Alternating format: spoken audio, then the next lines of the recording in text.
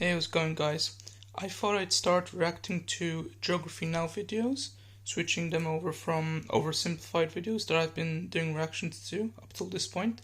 The reason for that is obviously because I've finished the whole series, and when other oversimplified videos are uploaded, I'll react to them. But for now, I'm just gonna do my reactions to Geography Now videos. I'm gonna start with Argentina because they won the World Cup and I really hope that they would win. So yeah, and besides, the host said that Argentina is the first South American country he done, so I figured it would be a nice homage to that. Okay, let's do this thing. Our first South American country. This is the land of silver, kind of, not really. Welcome to Argentina. It's time to learn geography now! We'll explain more about that silver stuff later, but first, you know the drill. Let's talk about the flag. The Argentinian flag has equally long, tall, white and blue stripes, and it's interesting because there technically isn't an official meaning to these colors. Many will say that it resembles the sky with blue and the white clouds. However, many historians will tell you that it's colored that way to represent loyalty towards the House of Bourbon. In the center is the Sun of May emblem. Historians accredit this emblem to representing the Incan design of the sun god Inti. Alright, that was fun. Now let's talk about Argentina's location and borders in political geography. Argentina is located on the bottom part of the South American continent, bordered by 5 other countries and the Atlantic to the east. It's divided into 23 separate provinces and the autonomous capital city of Buenos Aires. Argentina's borders are pretty simple, except for that one island called Isla Martín García that lies in Uruguayan waters and is kind of shared by both countries. Otherwise, many of Argentina's borders are actually just natural land barriers, such as the Andes Mountains in the west by Chile, and in the Misiones province, the Rio Parana, Iguazu, and San Antonio rivers, and the Uruguay River for Uruguay and Brazil, which, by the way, gives Argentina a very distinguishable panhandle, kind of like Afghanistan that we studied a few weeks ago. You can even see it from space. Due to the fact that the land is less cultivated and thanks to natural river borders, it has a more lush green appearance that sticks out in contrast to its neighbor nations. But then you get the arbitrary subtle borders over flat land and hills, kind of like the ones by Bolivia, sometimes marked boldly and sometimes virtually invisible. Where things get really complicated, though, is in the south, more specifically, the furthest south. Tierra del Fuego, or the Land of Fire, which is pretty ironic considering that it's actually one of the coldest places in all of Argentina, was named after the fires that Magellan saw the native tribes using on the land when he discovered the area in the 16th century. Anyway, it's the smallest province in all of Argentina, and it's actually an island that they share with Chile. And they kind of have like a who can claim the bottom of the world competition when it comes to this territory. On this island, Argentina has a population that far surpasses Chile's by about 19 times. And for a while, had the world's southernmost city, Ushuaia, established in 1884. However, Chile didn't back down from the fight, and in the 1950s, built a small little establishment just a few miles south across the Beagle Channel, named Puerto Williams, or Cabo de Hornos, named after Cape Horn, and hence, with a population slightly over 3,000, and even their own little airport, Chile just barely beat Argentina in having the world's most southern town. But where things get even more complicated are these islands right here. Now, if you ask an Argentine, they'll tell you that these islands are called the Islas Malvinas. They totally belong to Argentina, no questions about it, end of story. They're so serious about it that they even named an entire stadium and an airport after the islands to reflect the sovereign claim that they have over the islands. If you ask a British person, they'll tell you that these islands are a collectivity of islands made up of the Falkland Islands in the west, South Georgia, and the South Sandwich Islands, not to be confused with the Sandwich Islands, which was the name originally given to the Hawaiian Islands. Argentina claims that after gaining independence from Spain in 1816, the islands were given to them from the Spanish Empire, and the British came in 1830 and forcibly pushed out the Argentines that had settled there and barred them from ever coming back. However, the British claimed that they were the ones that discovered the islands in the 17th century, even though technically the French were the first ones to actually colonize the island. And either way, they have a permanent population of about 3,000 people that live on the islands that are British nationals that were born and raised on the islands. Eventually, tensions rose and they went to war over the islands in 1982. Long story short, the UK was able to fight off the Argentine troops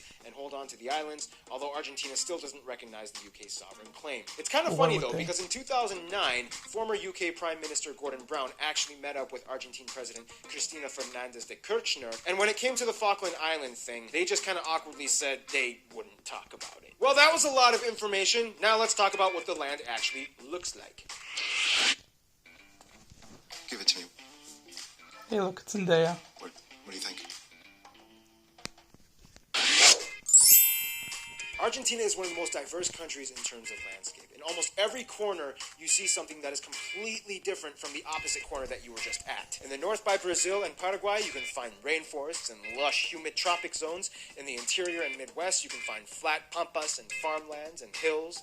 In the west by Chile, you find the mountains, with the highest point being Mount Aconcagua, which, by the way, is the highest mountain in all of South America. In the east by the Atlantic, you can find nice coastal beaches. A little bit further south, you can find ranches and mineral mines. And a little bit further south from that, you can find cold and chilly rocky deserts and cacti in the Patagonia region and petrified wood forests, such as the one in Ormachea. If you go even further south into the end of the Patagonia region, you can find glaciers and ice. This is the coldest part of Argentina. And if you go even further south, you'll find find the south part water. of South America has what you would probably call a reverse double rain shadow effect, in which wind currents cause the moisture to stay in the north part of Argentina, making the north part of Chile a desert, and the complete opposite in the south, in which Argentina becomes a desert and Chile has a lush green interior. Kind of interesting how that happens. Funny story, Argentina was actually originally colonized because the settlers thought that the land would be rich in silver, hence where Argentina gets its name, the Latin word argentum, which means silver. However, in a weird turn of events, Argentina was actually rich in almost every single mineral except silver. Zinc, copper, and lead can be found in various mines all over. However, Argentina is especially rich in boron, making Argentina the third largest boron producer in the world after Turkey and the US. Hope I haven't boroned you yet with okay, that was terrible. Here's the demographics.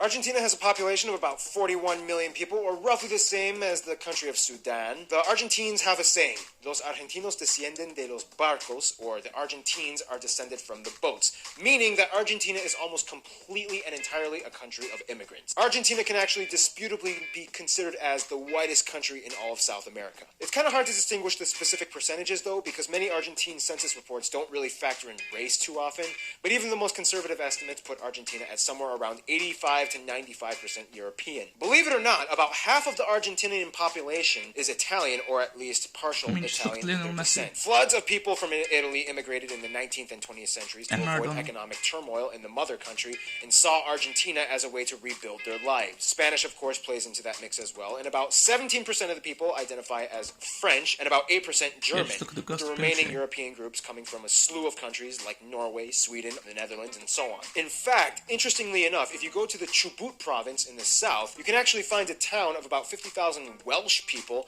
called Uladfa Gymraeg. A good portion of these people are actually fluent in Welsh, making Argentina one of the few places in the world where you can actually find a genuine Welsh community with instituted facilities that speak Welsh as a main language. Things get a little fuzzy though when it comes to the natives. Although people who identify as full-blooded Amerindian only make up about 2% of the population, about 9% of the population identify as mestizo, or mixed between Amerindian and European. However, a recent study by geneticist Daniel Korach has theorized that over half the entire population of Argentina probably has at least one ancestor that was Amerindian. Argentina actually used to have a surprisingly large black population, especially during the colonial days, and at one point during Spanish colonization, blacks actually made up a third of the entire population. However, after independence, the population of blacks sharply declined due to a number of factors, such as epidemics, anti-African legislation in the early years, and many of them emigrated to more African-friendly nations like Paraguay and Brazil. Today, they make up less than 1% of the entire population. However, they have definitely left their mark on Argentine culture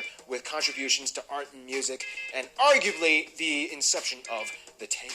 When it comes to culture, Argentina has a very defined and nationalistic approach to how they operate and view in life. They like to keep things classy, but in their own Argentinian way, distinct from the European way. The last thing an Argentinian would want to hear you say is, "You are so Spanish." Argentina also has a huge wine culture, as they are the 5th largest producer of wine in the world, and they're very heavy on soccer, or football, and basketball, with an impressive amount of players already having been drafted in the NBA, such as my favorite, Andres Nocioni. Speaking of international trade-offs, let's talk about Argentina's friends. In order to understand how Argentina works diplomatically, you kind of have to understand its history. Since its independence, Argentina has gone through a lot of crazy times. To make things short, Argentina was part of the Spanish Empire, as well as many of her neighbor nations. However, when an empire collapses, guess what happens? Internal conflict. In post-colonial independent times, Argentina has had wars and battles with every single one of her neighbor nations, except for Uruguay. Today, Argentina gets along pretty well with her siblings, even though she adopted different trade policies from many of them. Now, when it comes to to Spain, Argentina definitely does not have post-colonial Stockholm syndrome. Now, granted, Argentines do love Spanish people, they just don't like the Spanish government. However, when it comes to their best friends, Argentina might probably consider Uruguay and Italy their best friends. Uruguay has a very similar demographic and culture to the Argentines, and they have been very close for as long as their country's conceptions. Some might even argue that Uruguay is kind of like the cute little sidekick of Argentina. And of course, Italy is definitely a huge player in the Argentinian clique. Not only do over half of the people in Argentina identify with Italy ethnically, but many of the major and most important companies in Argentina are Italian-based, such as Techint, Iveco, Pirelli, and Telecom. In conclusion, Argentina might not exactly be the country of silver that it was originally thought to be, but the spirit of the people with their fierce culture and passion definitely make them look golden. Stay tuned, Armenia is coming up next. So anyway guys, that is for this video. If you notice that this video looks quite different to some of his more recent videos, that's because this video was made 8 years ago, so obviously there's going to be some changes. I mean, that's before even I started uploading videos to YouTube. So yeah, that is for this video guys. In the next video I'll do a reaction of Australia, and if you like this video then like, comment and subscribe. Bye guys.